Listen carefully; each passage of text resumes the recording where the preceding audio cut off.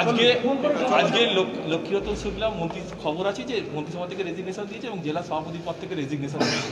আপনার কাছে দাদা এটা আমিও আপনাদের মাধ্যমে মানে সংবাদ মাধ্যমের থ্রুতেই আমি জানতে পেরেছি। এটা এই পর্যন্ত, এর বাইরে আমি কিছু জানি না। আচ্ছা, আপনার কাছে কিছু খবর নেই? আমার কাছে কোনো অফিসিয়াল কোনো খবর নেই। আমি একটা মিটিংয়ে ছিলাম এখানে, তার আগে সকালে একটা প্রকল্পে উদ্বোধনে ছিলাম। এর মাঝে আমার কাছে কোনো খবর আসেনি।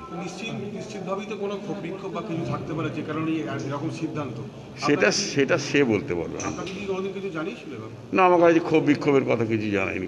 দল ছাড়বো বা না না না না না না, আমার সঙ্গে দুদিন আগেও পিলখানা একটা কারবালাতে একটা অনুষ্ঠান ছিল, সেখানে দেখা হয়েছিল, সেখানেও কিছু বলেনি। আচ্ছা, আজকেও পদ্মপুকুর একটা ছিল, সেখানেও সে আসেনি, কি জানিয়েছিল আপনাকে? না, এটা আমার জানায়নি কিছু। আচ্ছা, এটা পুরো নগরোন্নয়ন দপ্তরের প্রোগ্রাম, এটা ওর নাম ছিল, আসার কথা ছিল, আসেনি। এটাকে আপনি কিভাবে দেখছেন? এটা নির্বাচনের আগে কোনো দলের দায়িত্বপ্রাপ্ত সেনাপতি দল ছেড়ে চলে যাওয়া মানে যুদ্ধক্ষেত্র থেকে সরে যাওয়ার মতো। যুদ্ধের আগে যুদ্ধক্ষেত্র থেকে সরে যাওয়ার মতো। মানে কি ভয়ে? এটা বলবো না, আমি এ কথা বলবো না, তবে এটা ঠিক হয়নি এই সময় দলের।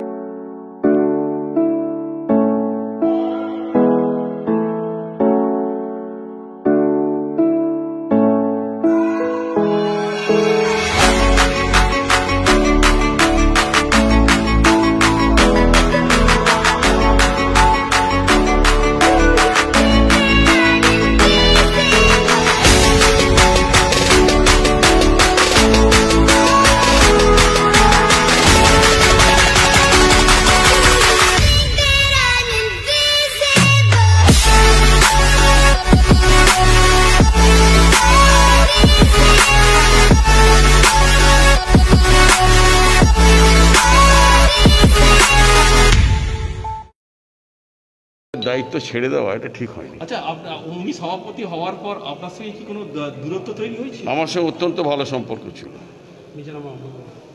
অত্যন্ত মধুর সম্পর্ক ছিল। কদিন আগে প্রসূন বন্দ্যোপাধ্যায় বলছিলেন যে উনি সভাপতি হবার পর সেভাবে তার মুভমেন্ট লক্ষ্য করা যায়নি, কমিটি গঠন হয়নি, দলের কর্মীরা তারা বিভ্রান্ত। সেটা প্রসূন ব্যানার্জি বলতে পারে, আমি জানি না। দাদা, আপনি তো দীর্ঘদিন সভাপতি ছিলেন, তারপর লক্ষ্মীরতন শুক্লা সভাপতি হলো।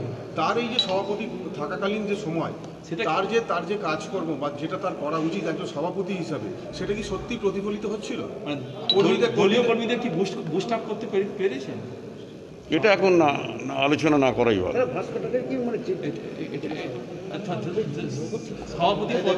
কমিটিটা তৈরি করা হয়নি কেন? সেটা দলের নেতৃত্ব জানে। দাদা, সভাপতি হিসাবে নতুন ভাস্কর ভট্টাচার্যের নাম উঠে আসছে হাওড়া জেলা সদরের নতুন সভাপতি হিসাবে। ভাস্কর খুবই প্রথম দিনের কর্মী। আমার সঙ্গে ইউথ কংগ্রেসের প্রেসিডেন্ট যখন ছিলাম, ভাস্কর আমার সঙ্গে ছিলই, জেলার জেনারেল সেক্রেটারি ছিল। পরবর্তীকালে তৃণমূল কংগ্রেসের জন্মলগ্ন থেকে দল করে, 98 সাল থেকে। সুতরাং ও যদি হয় খুব ভালো হবে। ওটা নিয়ে আমার সঙ্গে আলোচনা হবে। উনি কি বিজেপিতে জয়েন করতে পারে? এটা আমি বলতে পারবো না। ভাস্কর ভট্টাচার্যের ব্যাপারে কার সাথে আলোচনা হয়েছে সভাপতি হিসেবে? এটা কার সাথে আমার দলের নেতৃত্বের সঙ্গে আলোচনা হয়েছে। আপনি যেটা দাবি করেছেন যে আপনার সঙ্গে আজ 3 দিন আগে কোনো বড় কিছু দায়িত্ব নেওয়ার জায়গা আসতে পারে, এরকম একটা আলোচনা হয়েছে, এটা উনি আজকে দাবি করেছেন যে এরকম একটা কোনো আলোচনা হয়েছিল। তবে কি দায়িত্ব সেটা উনি বলেন। আপনি কি প্রস্তাব দিয়েছেন?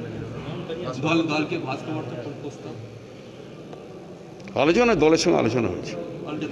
আচ্ছা, প্রেসিডেন্ট হিসাবে দলের পরিবর্তন হচ্ছে, আর সেক্ষেত্রে মানে বিধানসভা নির্বাচনের আগে এরকম ধরনের রেজিগনেশন দিলেন, তাতে কি দল কি আগামী বিধানসভায় কিছু প্রভাব পড়তে পারে? আমার মনে হয় না কোনো প্রভাব পড়বে, কারণ একের পর এক ছেড়ে ভবিষ্যৎ বলবে কি হবে। ভবিষ্যৎ বলবে। আমার মনে হয় না এতে দলের কোনো প্রভাব পড়বে না। অনেকে দাদা আরেক মন্ত্রীও দলের বিরুদ্ধে বারবার বিষোদ্গার করছেন, প্রকাশ্যে বেসুরো হচ্ছেন এবং দলের বিরুদ্ধে কথা বলছেন। এই গোটা ব্যাপারটা কি চোখে দেখছেন আপনি?